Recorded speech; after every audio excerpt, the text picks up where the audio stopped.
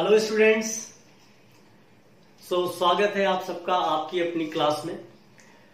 हम सब mathematical tools के बारे में स्टडी कर रहे थे और उसमें 4 पार्ट हम लोग ऑलरेडी पढ़ चुके हैं, जिसमें वेक्टर का सम, वेक्टर का मल्टीप्लिकेशन ऑलरेडी पढ़ा जा चुका है। So finally we are entering into the calculus portion. And जब हमने चैप्टर स्टार्ट करा था उसी समय हमने बता दिया था कि कैलकुलस को हम 2 पार्ट में कैटेगराइज करेंगे, differentiation and integration. So differentiation का मतलब होता है रेट एंड इंटीग्रेशन का मतलब होता है समेशन, चीजों को ऐड करना। So let's start with the differentiation. Differentiation में एक बात जरूर ध्यान रखना है हम सबको हमेशा के लिए। एक्चुअली क्या होता है कि एक फिजिकल क्वांटिटी हमेशा दूसरे फिजिकल क्वांटिटीज के ऊपर डिपेंड करती है। तो जो डिपेंड कर रही है, या ऐसा कह सकते हैं, सपोज y है और x है and y is equal to 2x लिखा गया है, तो x की डिफरेंट वैल्यूज पर y की डिफरेंट वैल्यूज हमें रिसीव होती है। तो बेसिकली देखा जाए तो y is the output and x is the input, या यूं कहें x is the independent quantity and y is the dependent quantity. So अब हम लोग इस बात को थोड़ा और आगे बढ़ाते हैं और इस चीज को समझने की कोशिश करते हैं।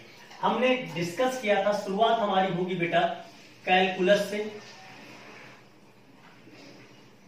कैलकुलस, और कैलकुलस के ऑब्वियसली 2 पोर्शन के बारे में हम मेजरली डिस्कस करेंगे, that is differentiation and integration. Differentiation में हम डिस्कस करेंगे रेट के बारे में, स्टडी अबाउट रेट। रेट का मतलब चेंज, एक का change with respect to other, और यहां पर हम बात करेंगे समेशन के बारे में। समेशन का सिंपल मतलब एरिया से लिया जाता है। तो जो भी चीज होगी उनका एडिशन हम लोग यहां पर लेकर चलेंगे।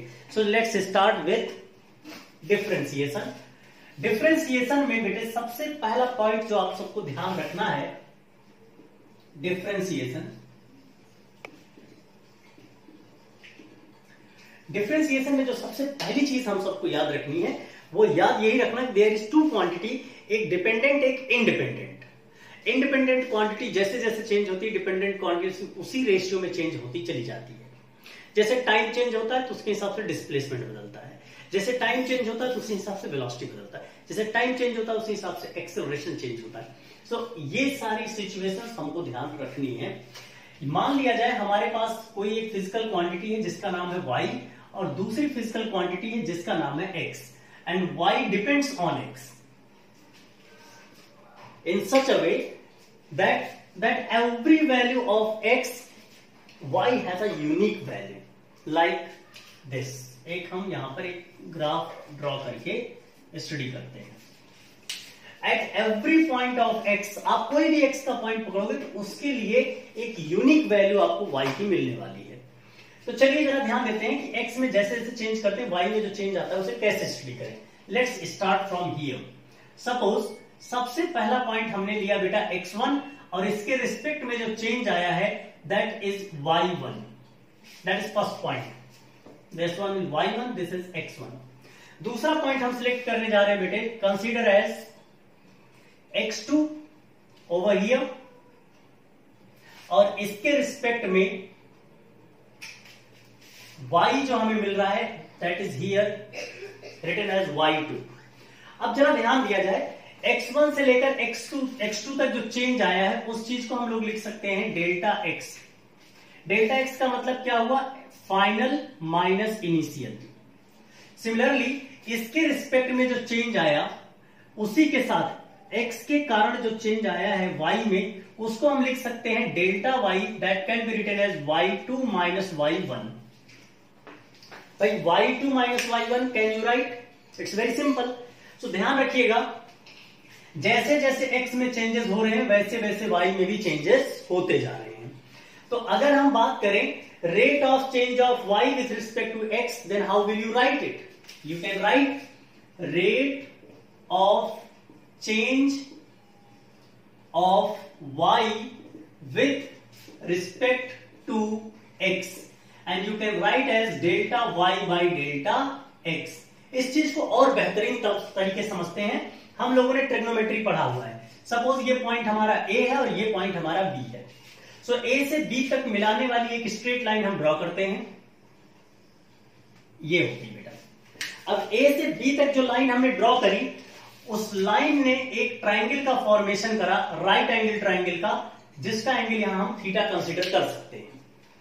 आप मुझे बताइए कि अगर यहां से मैं tan थीटा की वैल्यू निकालता, consider this point is C, अगर यहां से हम tan थीटा की वैल्यू निकालते तो tan theta is equal to, आप क्या लिखते बेटा, tan थीटा की वैल्यू क्या लिखते, सोच के आंसर दीजिए। Obviously perpendicular upon base, that is delta Y by delta X. अब आप मुझे बताओ, क्या ये delta Y by delta X हमेशा सेम रहेगा? क्या ये बदलेगा नहीं? आप जरा एक बात बताओ, अगर बदलेगा नहीं तो ये एंगल भी नहीं बदलेगा। अगर delta X upon delta Y की वैल्यू में चेंजेस नहीं आ रहे हैं, यानी जैसे जैसे एक्स बदलेगा with respect to Y exactly वैसे ही बदलता जाएगा, तो बेटा थीटा भी कभी नहीं बदलेगा। But what will happen over here, एक पॉइंट हम और पकड़ते हैं। सपोज हमने एक रैंडम पॉइंट यहां से और लिया, आप इस पॉइंट को कुछ भी मान सकते हैं, कंसीडर आपने इस पॉइंट को पी ले लिया, और अब जो चेंज आया यहां से यहां का, चाहे चेंज कंसीडर कर लो चाहे इधर से इधर का, मैं पी और सी से यहां पर देखता हूं, इसके रिस्पेक्ट में जो वाई में चेंज आया, जरा ध्यान देना बेटा, इस चेंज को देखो। सपोज मैं लिख रहा हूं इसको डेल्टा x1, तो इसके रिस्पेक्ट में जो वाई में चेंज आ रहा है, जरा इसको थोड़ी देर के लिए हटाते हैं, ये जो चेंज छोटा सा दिख रहा है दैट इज डेल्टा y1। पहले जो चेंज था वो कितना था बेटा, डेल्टा y, अब मैं डेल्टा y1 लिख रहा हूं। आप मुझे बताओ, अगर मैं इन दो पॉइंट्स को दोबारा मीट कराऊं, this point and this point, अब जो आपको एक एंगल न्यू रिसीव हो रही है दैट इज अल्फा, क्या वो दोनों एंगल सेम है? अगर ये दोनों एंगल सेम है तो ये लाइन भी सेम होते, लाइन डिफरेंट नहीं बनता। ये बात तो बड़ी सिंपल सी है, तो लाइन डिफरेंट नहीं बनता, और अगर लाइन डिफरेंट नहीं बनता तो बेटा जी ये dx बाई dy हमेशा सेम होता, और कुछ भी लाइन ड्रॉ कर दो इसमें चेंज नहीं आते, बट यहां चेंज आ रहे हैं, और चेंज अगर आ रहे हैं दैट मींस ये जो वैल्यू हम कैलकुलेट कर रहे हैं ये एक्यूरेट वैल्यू नहीं है, यानी हर जगह की वैल्यू डिफरेंट है। हाँ, एवरेज वैल्यू के लिए ओके, एवरेज वैल्यू तक ओके, बट अगर मैं किसी पर्टिकुलर पॉइंट पे कहता तो क्या ये रेट मिलता? कभी नहीं मिलता, दैट मींस हम रॉन्ग होते। तो हमें क्या करना चाहिए इसके लिए? हमें इसके लिए करना ये चाहिए कि x की वैल्यू को धीरे धीरे कम करते चले जाओ, उसके हिसाब से y की वैल्यू भी कम होती चली जाएगी। हाँ ना बोलो यार, चीजों को समझ के बोलो। जैसे जैसे x की वैल्यू में चेंज जो है, यानी डेल्टा y जैसे मैं कम करता चला जाऊंगा, पहले डेल्टा y बड़ा था, डेल्टा x बड़ा था तो डेल्टा y भी बड़ा था, अब डेल्टा x छोटा हुआ, डेल्टा y भी छोटा हुआ, लेकिन पहले जिस तरीके से चेंज था अब उस तरीके का चेंज नहीं रहा। सिमिलरली फिर मैं और डेल्टा x को छोटा करूंगा, डेल्टा y और छोटा होगा, लेकिन ratio will be change, angle will be change. और एक ऐसा पॉइंट कि डेल्टा x को तुम बहुत छोटा कर दो और उसके हिसाब से जो y में चेंज आएगा वो भी बहुत छोटा आएगा, तो कहीं ना कहीं दो छोटे बहुत क्लोजर पॉइंट के बीच का जो गैप होगा वो लगभग सेम होगा। I am repeating my word. अगर आप डेल्टा x की वैल्यू बहुत छोटी करते चले जाइए तो किसी दो बहुत क्लोज पॉइंट के बीच का जो गैप होगा वो ऑलमोस्ट सेम होगा, किसी दो क्लोज पॉइंट, और ऐसे पॉइंट पर जो रेट निकलता है actually that is called instantaneous rate. उस चीज को लिख कैसे सकते हैं? अब यहां से चलिए, पहली बात तो समझ में आ गई, tan theta is not constant through out. तो जरा यहां पर आगे बात करते हैं। आगे हम बढ़ेंगे तो मैं लिख सकता हूं, अगर इसको छोटा करता जाऊं, if we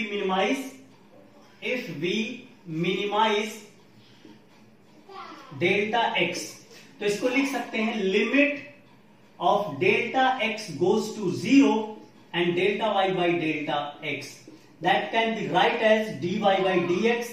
This is called differentiation मेरे दोस्त, this is called differentiation। जब बहुत माइन्यूट चेंज x में करें और उसके हिसाब से जो चेंज आए y में, उस समय यानी उस पर्टिकुलर पॉइंट पर जो डिफरेंशिएशन निकलेगा, जो डिफरेंस निकलेगा, जो रेट निकलेगा, that is called differentiation of y with respect to x. So we can write it as differentiation of y with respect to x.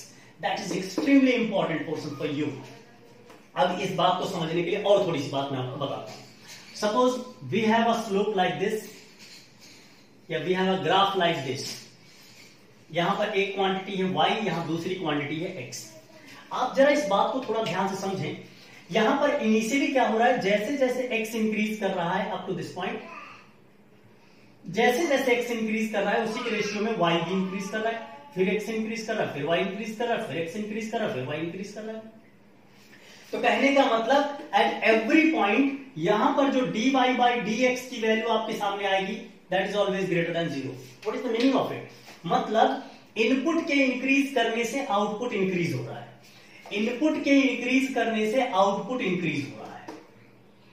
अब जैसे ही हम इस पॉइंट पर पहुंचते हैं, you can see like this, और इस चीज को देख सकते हैं, that is parallel to X axis as well. इस पॉइंट पर आप देखेंगे कि हम x को इंक्रीज कर रहे हैं लिटिल बिट, लेकिन y में कोई चेंज दिखता नहीं है। ऐसी कंडीशन में जबकि x में हम चेंज तो करें लेकिन y में चेंज ना दिख रहा हो, that time dy dx will be 0।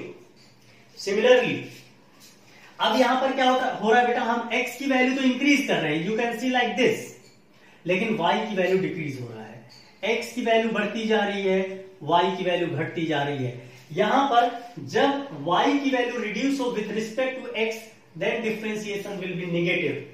ये बात आप हमेशा ध्यान देके चलेंगे, that's a very important fact about it. ध्यान एक और अच्छे से रखा जाए, इस बात को और गहराई से समझते हैं। जब भी tangent parallel to X axis होगा, dy dx 0 होगा। जब भी टेंजेंट एक एक्यूट एंगल बनाता हुआ जाएगा लाइक दिस, कहीं से भी हो सकता है, यहां से हो सकता है, यहां से हो सकता है, कहीं से, जब भी ये एक्यूट एंगल बनाता हुआ जाएगा ऑलवेज पॉजिटिव। जब ये ऑब्ट्यूस बनाता हुआ जाएगा, जब ये ऑब्ट्यूस बनाता हुआ जाएगा लाइक दिस, हमेशा 0, मतलब लेस देन 0। बेटे ये बातें आपको ध्यान में रखनी है और समझ के चलनी है। अब हम लोग इससे रिलेटेड बातें हो गई, एक छोटे से, देखो बेटे ये डिफरेंशिएशन के अलग अलग फंक्शंस है जो हमें काम आने वाले हैं, और ये इसकी वैल्यू है। इसमें से एक मैं थोड़ा सा आपको समझाना चाह रहा हूं कि हम इस चीज को कैसे माइंड में सेट करें, कैसे प्रैक्टिकली इस चीज को फील करें। उस प्रैक्टिकल फीलिंग के लिए मैं आपको एक छोटे से क्वेश्चन से समझाने जा रहा हूं। तो let's start from that question. Okay, so let's start. जैसे आप सबको एक बात बहुत अच्छे से पता है कि किसी भी सरफेस का एरिया, सपोज एक रेक्टेंगल है या एक स्क्वायर है, वो डिपेंड करती है उसकी साइड के स्क्वायर के फॉर्म में। मान लीजिए साइड की लेंथ है l, तो उस स्क्वायर का एरिया इस तरीके से होगा। और ये पता आपको बड़े अच्छे से पता है कि अगर हम लेंथ को चेंज करेंगे, चेंज का मतलब आइदर इंक्रीज कर दें और डिक्रीज कर दें, तो उसके हिसाब से भाई एरिया में भी तो चेंजेस आएंगे ना यार। सोच के बोलो, अगर मैं लेंथ को चेंज करूं, बढ़ाऊं या घटाऊं, तो क्या एरिया में चेंज नहीं आएगा? बिल्कुल आएगा। अब लेंथ में कितना बढ़ाने से एरिया में कितना चेंज आएगा, वही तो डिफरेंशिएशन है यार। भाई change in area with respect to change in L, change in side, that's called differentiation यार। इसको चेंज किया, वो कितना चेंज हो गया, यही तो डिफरेंशिएशन है। तो चलो स्टार्ट करते हैं। मान लिया जाए आपने सबसे पहले यहां से स्टार्ट करते हैं, लेंथ में आपने थोड़ा सा चेंज किया, कितना बेटा जी, डेल्टा एल, प्लस और माइनस, तो हम केवल प्लस को लेके चल रहे हैं, सपोज आप बढ़ा ही रहे हो, तो ऐसा हो जाएगा कुछ। उसके हिसाब से जो एरिया में चेंज आएगा that will B delta A, you can right like this. अब अगर हम इस चीज को ओपन करें तो हम कैसे लिख सकते हैं बेटा, a plus delta A is equal to L square plus delta L square plus 2 times L into delta L. अरे भैया a प्लस बी का होल स्क्वायर ही तो लगाया हूं, बोल रहे यार। हाँ, अब यहां ध्यान से समझना बेटे, a स्क्वायर की वैल्यू है एल स्क्वायर, सो कैंसिल कर देते हैं। सो फाइनल वैल्यू आया delta a is equal to delta L square, delta L को तो यहां से कॉमन ले लो बेटा क्योंकि जरूरत पड़ने वाली है, delta L plus 2l।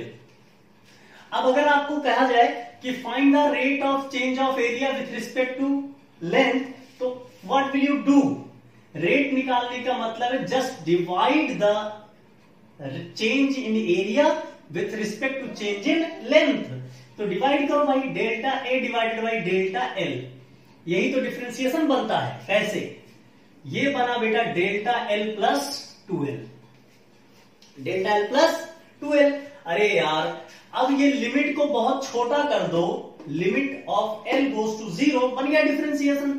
So limit of delta L goes to 0 delta A by delta L is equal to, भैया जब लिमिट टेंड्स टू 0 है तो डेल्टा एल भी 0 ऑटोमेटिक हो गया, यहां पर आई वैल्यू 2l, और ये है क्या यार, यही तो है D A by D L, that is 2l। अब एक बात को, सिचुएशन को समझने की कोशिश करो यार। यहां पर एरिया क्या था, एक बार मैं जल्दी से इस फॉर्मूले को बनाने की कोशिश करूंगा, जिससे एक और फॉर्मूले से इस चीज को प्रॉपर वेरीफाई कर दूं। भाई area A is equal to L square, मैं डायरेक्ट अगर इसको लिखता फॉर्मूले से, X to the power N वाले फॉर्मूले से, तो आप क्या लिखते, D A upon D L. क्या होता है, जो पावर होता है वो कूद के आ जाता है आगे, सो 2 आगे, और टोटल पावर में एक कम हो जाता, यानी L to the power 2 minus 1, answer क्या आ जाता मेरे दोस्त, 2l। अरे यार ये सेम आंसर नहीं आ गया क्या, तो आप फॉर्मूला लगा के आंसर डायरेक्ट निकालिएगा। इस कहानी को समझने का बस इतना मतलब था कि तुम इस बात का एहसास कर पाओ कि थोड़े से चेंज कारण इसमें कितना चेंज डेवलप होता है। वो केवल एक आप सबको समझाने का तरीका था। अच्छा मान लो वॉल्यूम होता बेटा मेरे पास, तो वॉल्यूम को ऑब्वियसली कैसे लिखते हैं आप, एल क्यूब। तो change in volume with respect to length कैसे लिखा जाता, ये differentiation of volume with respect to length.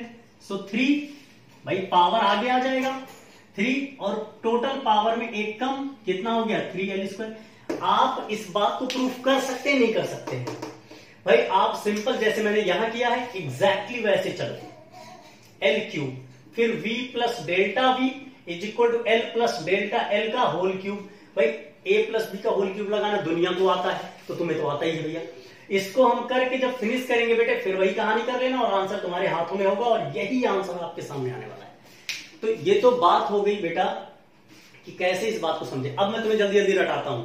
ये फंक्शन यानी y is equal to x to the power n, तो इसका डिफरेंशिएशन dy बाई dx की वैल्यू ये होती है, याद कर लेना, that's very important, very very important.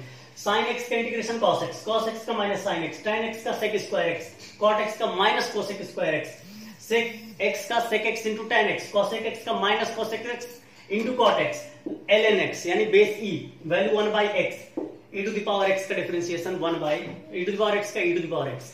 ये रटना पड़ेगा और रट लेना, ये 2-4 मिनट के अंदर रट जाएगा, कोई बड़ी बात नहीं है आपके लिए। आप सब बड़ी बड़ी चीजें रट के आए हो, तो ये तो बड़ी छोटी कहानी है आपके लिए।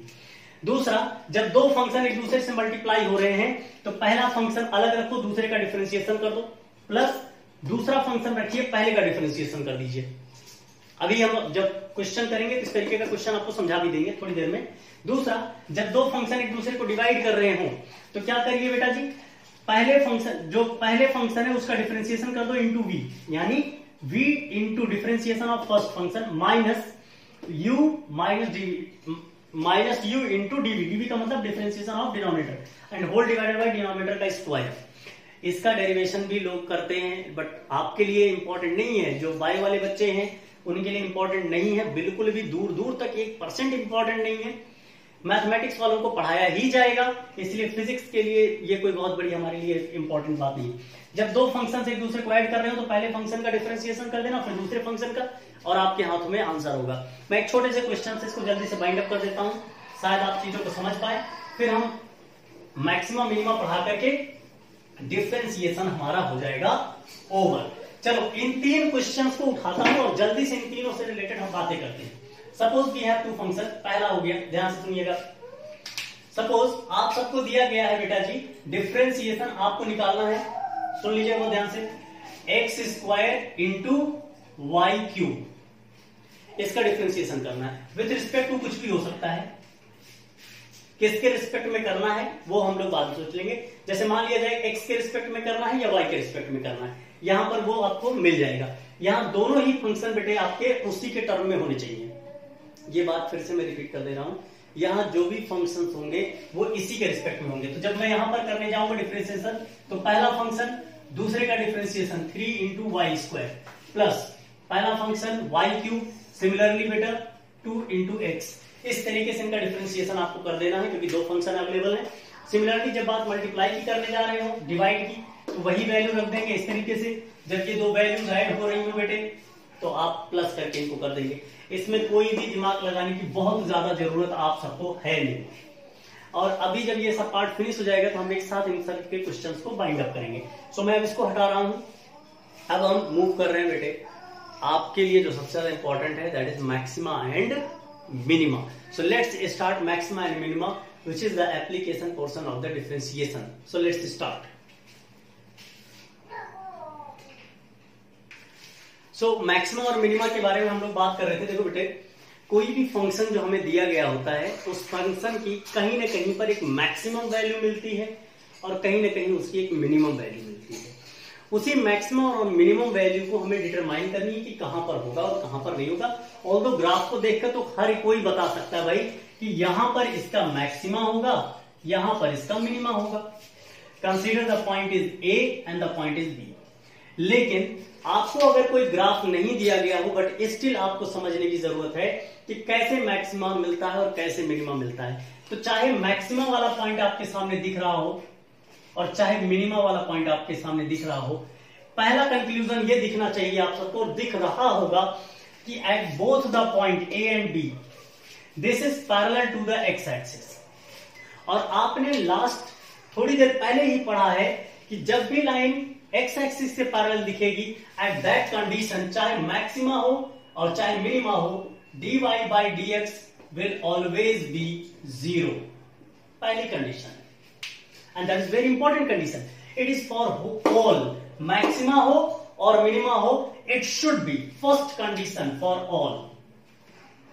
Now, अब जरा बात करते हैं, जैसे ही हम आगे की तरफ मूव करने जाते हैं, जरा ध्यान देना, मैक्सिमा के बाद जैसे ही आप आगे की तरफ मूव करेंगे आपको दिखेगा कि ग्राफ की वैल्यू धीरे धीरे नीचे की तरफ जा रही है. और ग्राफ की वैल्यू धीरे धीरे नीचे की तरफ जा रही है, यानी जो रेट है that rate is goes down, that rate is goes down with respect to X. कहने का मतलब जब हम बात मैक्सिमा की कर रहे हो, फॉर मैक्सिमा आप देख सकते हैं at that time rate of y is going down with respect to x.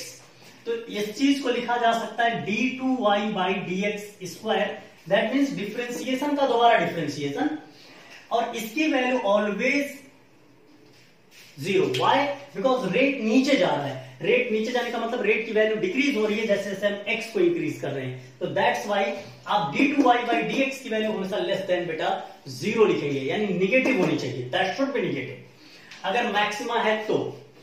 अच्छा, जब बात मिनिमा की करते तो अगर बात हम मिनिमा की करेंगे तो मिनिमा पर क्या होगा बेटे, जैसे हम इस लाइन के आगे बढ़ेंगे तो यू विल सी कि ग्राफ की वैल्यू फिर से, यानी रेट हमारा फिर से x के साथ इंक्रीज कर रहा है.